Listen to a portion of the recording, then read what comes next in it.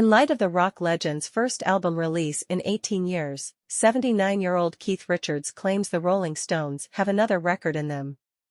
After releasing their first album of brand new songs in 18 years, Keith Richards claims the Rolling Stones have enough leftover material for another album.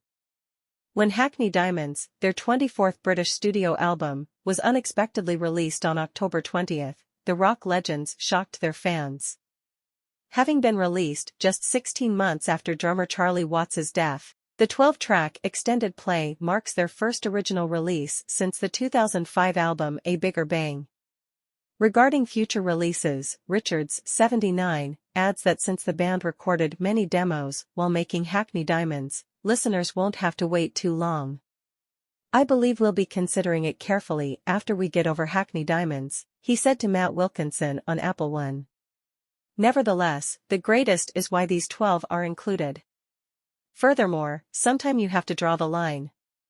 Some of them are good, but they require some work because they are not yet completely prepared. Yet there's another one in there, perhaps with a couple more additions, I believe. But as I mentioned before, let me finish this one now, Guy. A number of unexpected guest performances are featured on the new album, including former Beatles Sir Paul McCartney, pop icon Lady Gaga, and Motown great Stevie Wonder. While thinking back on their work together, he added, "I felt that it was about bloody time." McCartney has been a close buddy since the group's inception in the early 1960s. "Almost 60 years have passed since I first met Paul. In the 1960s, he and John Lennon did provide some backup vocals for us, though.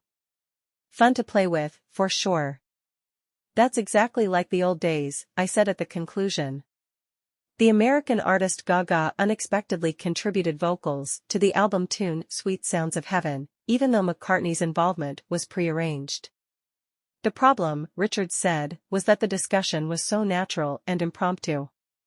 "I believe Gaga only stopped by because she was working in the studio across the hall and occurred to stroll in the middle of the take, trying to force her way inside. We were aware that Stevie Wonder was scheduled to visit. I think Lady did an amazing job, man, and playing with Stevie is always mind-blowing.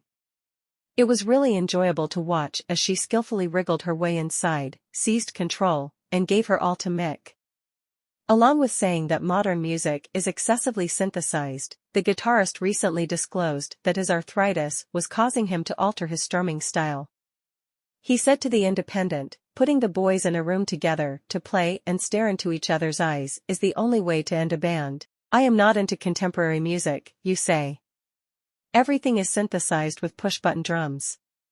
A one-way toilet is digital recording." Richards, who considers electronic music to be cheap and garbage, has been vocal in his criticism of it. He remarked, "I enjoy listening to musicians play music."